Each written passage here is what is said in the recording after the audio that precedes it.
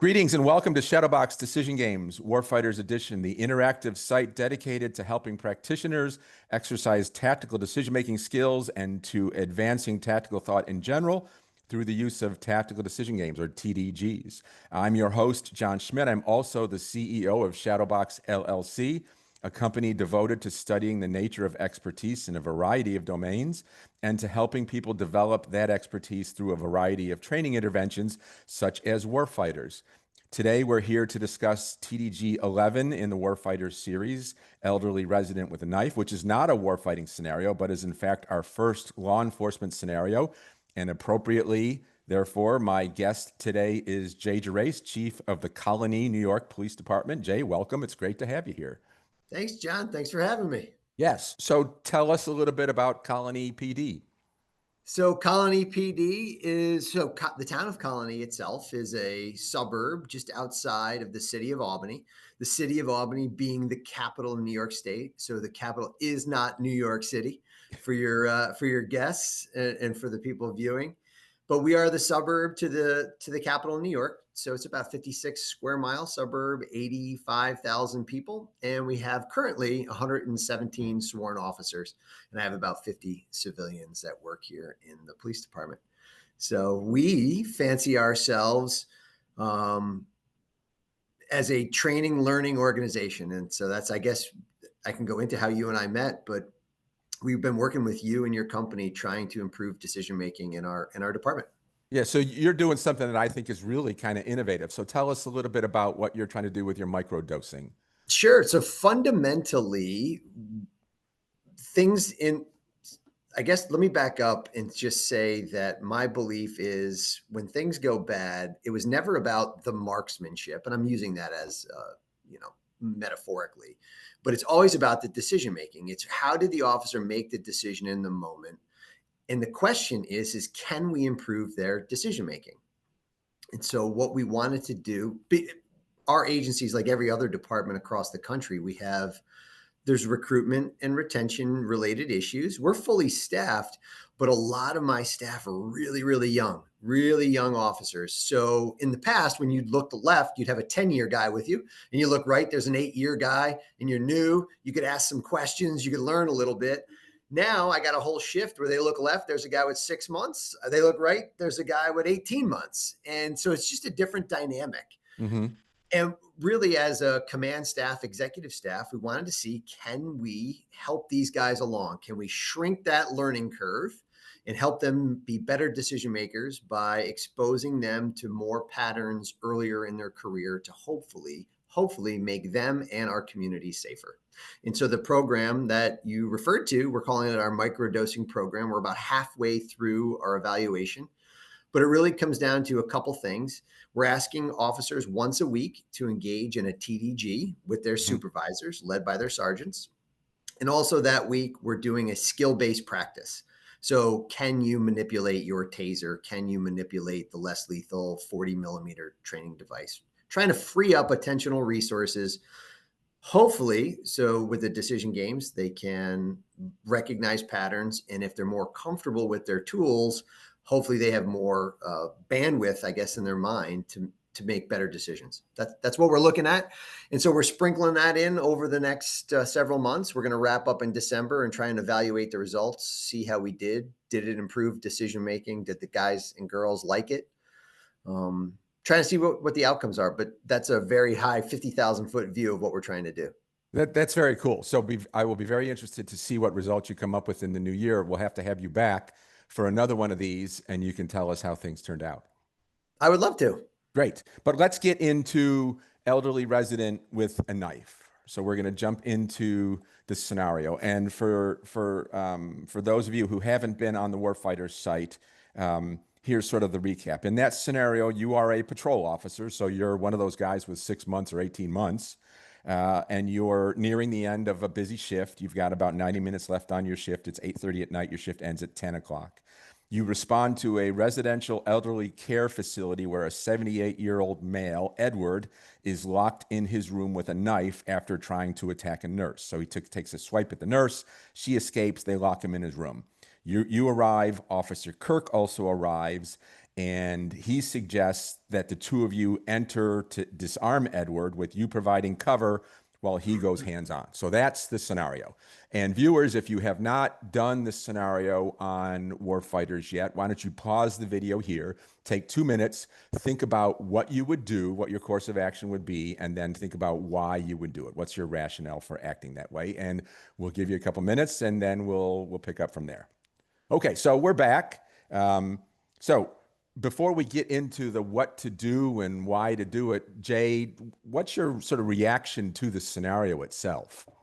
So this was my first, doing a TDG online, trying to type my responses. And so I read the instructions. I'm like, all right, I got 3 minutes. What exactly am I going to do? And how do I issue those particular orders? So I tried to have some fidelity to what you were trying to do. I like this scenario.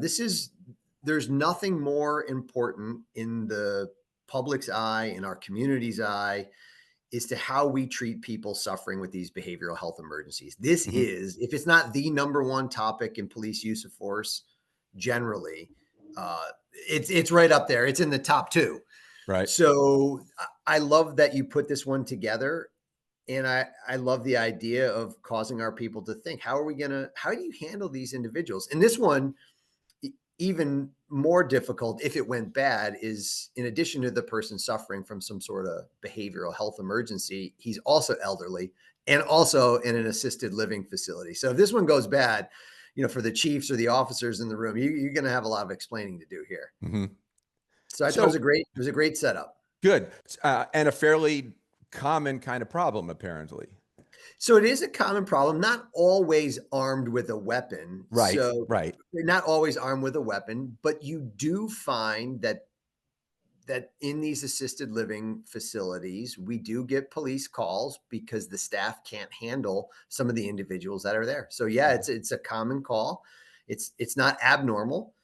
And I don't know if you want me to rush ahead, but one of the things that jumped right out at me over years of experience in doing these, I think I put it in the rationale for the second one, was the urinary tract infection. Right. That was fascinating to me, Yeah. that would be such a common factor in these kinds of things. And that's something that you've just picked up over years and years and years of responding to these kinds of problems. So I rode on our ambulance service in 1997 for 4 years. So we did a number of individuals acting out, usually males, usually elderly. And when they're acting like this, smashing things, just totally out of character, I want to, nearly every single one has turned out to be a life-threatening UTI. Wow. And so I have not thought about that in a long time. I used to teach this when I was a road sergeant, a patrol sergeant. If we had one of these, I would tell just that passive or that sharing of knowledge with the officers. And I'd say, hey, these are always a UTI. We got to make sure this person gets to the hospital. So again, not armed with a knife most of the time. Most of Right, the time they're right. just acting out. And yeah, that's what it was. So that's just years of experience knowing that they're suffering a pretty serious condition.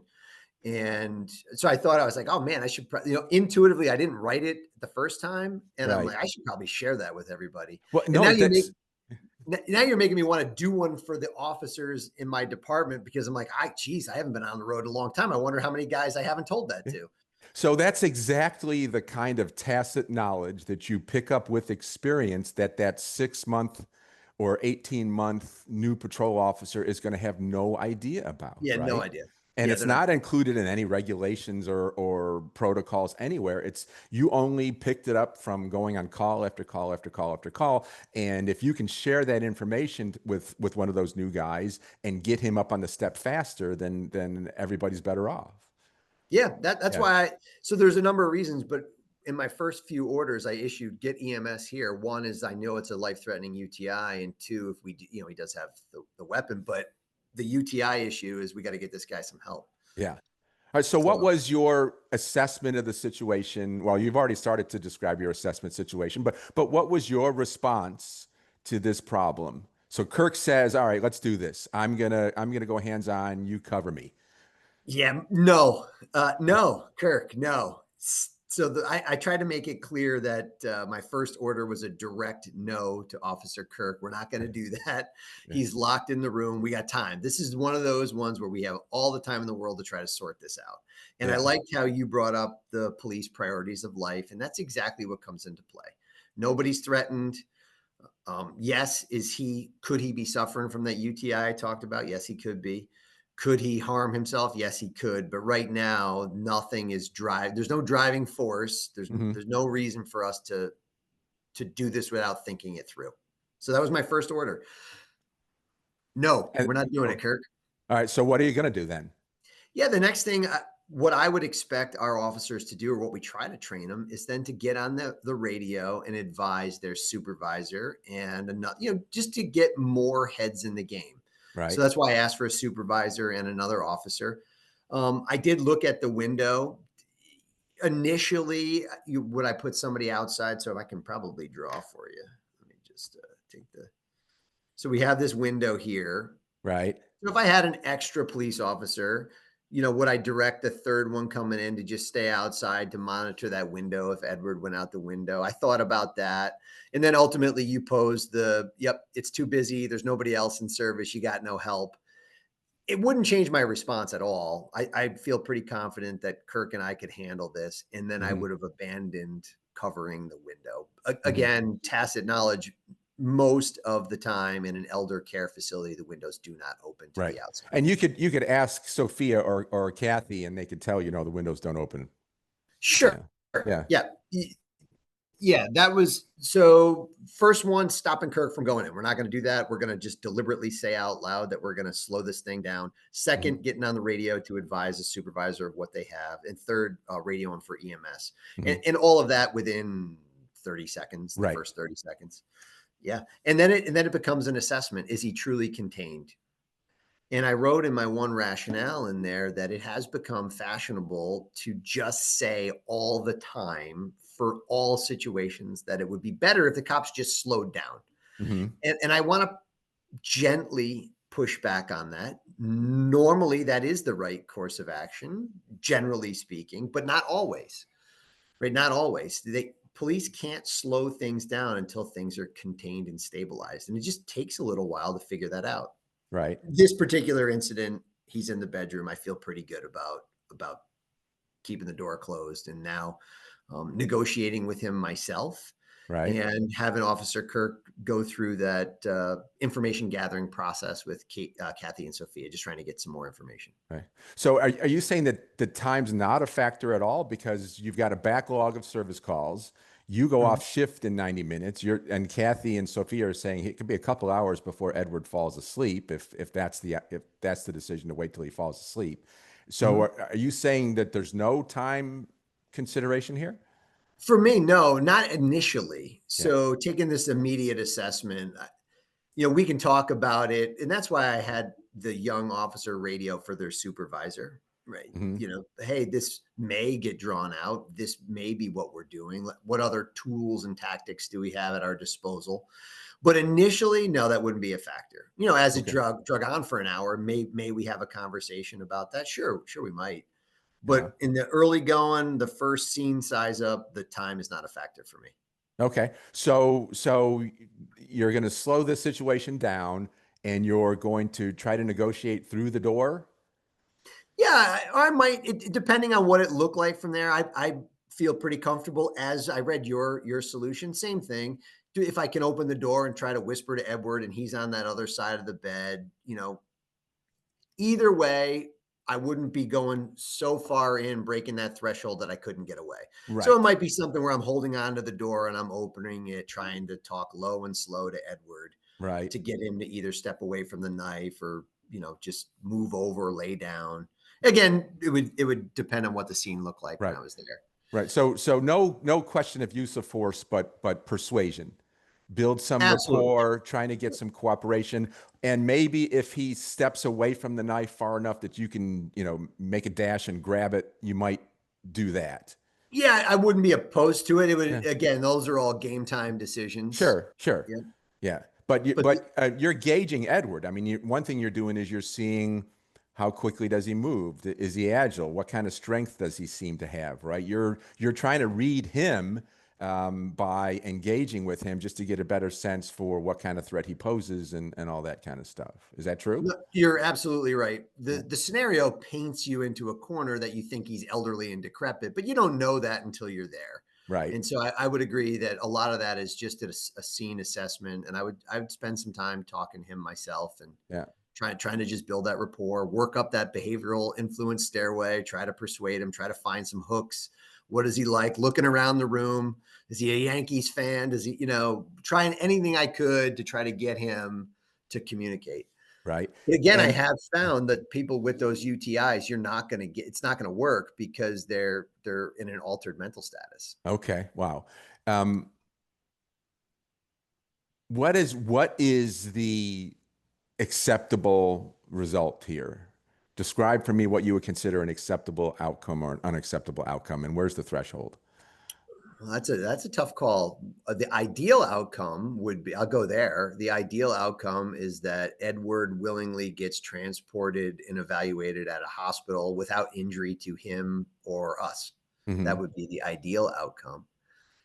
Uh, Again, I've had so many of these. Again, not all, not, I don't want to paint it that they're all armed. Most of them are not. Most of them are just behaving, acting out, but you still have to spend some time trying to calm it down because you don't want to go grappling with an elderly person in an assisted living facility. It's always better Sure. to try to get them to go Yeah. willingly. Yeah. If it comes to it, are you willing to wait till he falls asleep and then just walk in and take the knife at that point? Yeah, I would. I would just play this one out for Hmm. time. An hour to you, an hour to two would not be out of the realm for me here. So as the chief of the colony PD, I um, tell them to stay there all night. would you? As the chief. Okay. Yeah. Okay. Yeah. Yeah, All we're right. good. We're Yeah. good. I'll pay you the overtime. It's fine. We don't want to hurt Edward. He's locked in. We do need to get him evaluated. Yeah.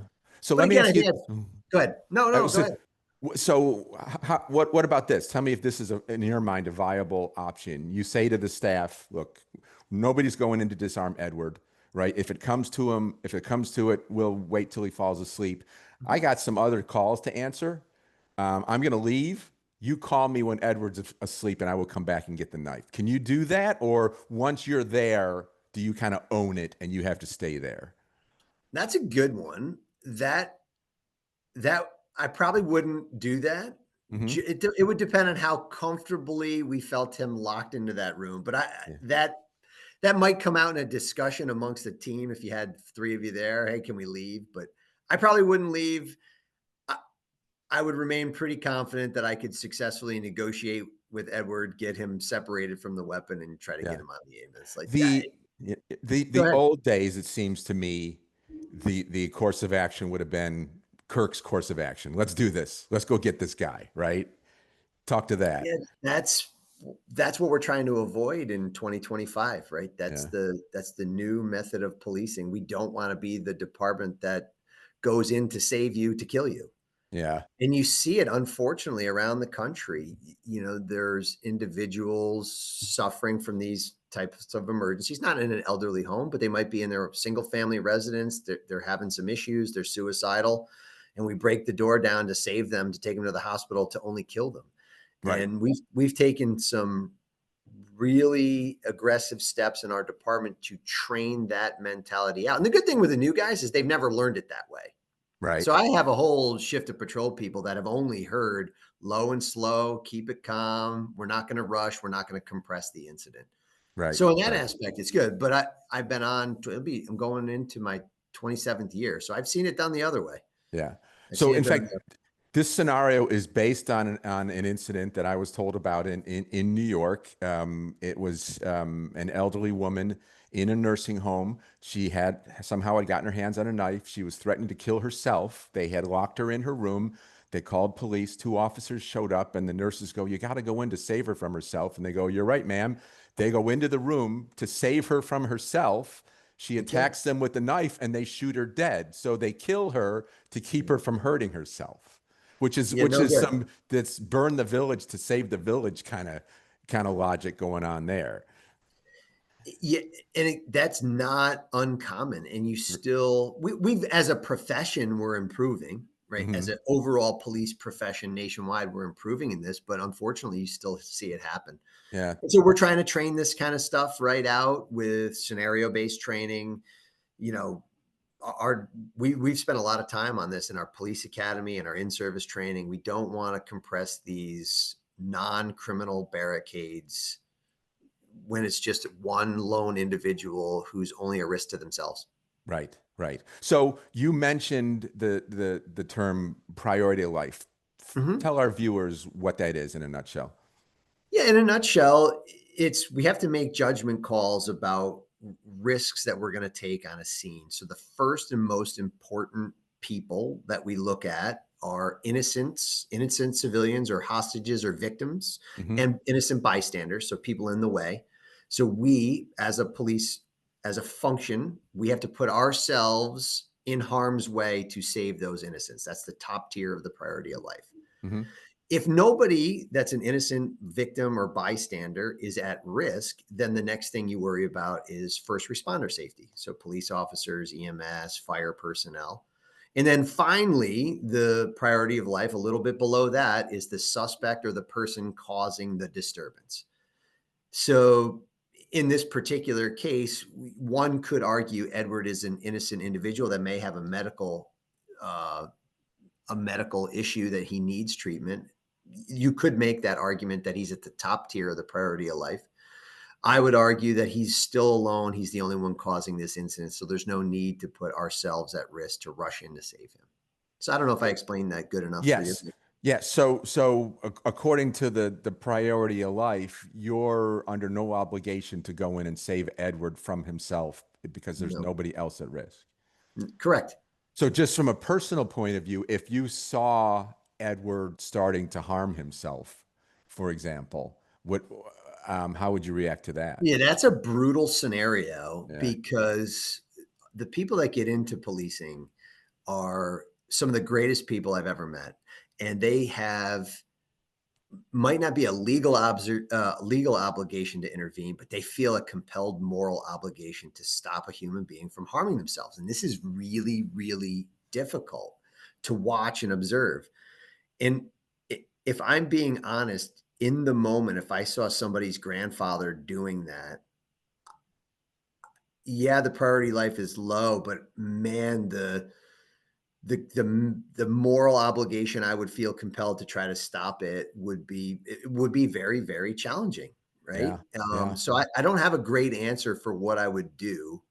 A lot of that would depend on my initial scene size of how much I certainly would not go in and shoot him if he turned that knife on me, but that's a hard one. And the Yeah. only way you do that is to practice that in some scenario-based training, to Yeah. actually have an officer pose as a suicidal risk, and start harming themselves. And we've done that, and we try to train that you don't have to go right away. Is there other ways to render it safe? But man, if I'm looking at grandpa in there, and it's hard, right? There's Yeah. no great answer for that. I'd be lying to you if I wouldn't feel morally compelled to try to help him. But one of the things I would have that discussion with the team, if we did have a team of officers there, is pose that question. If things are calm and this is constrained, okay, if he starts doing this to himself, what do you guys think we should do?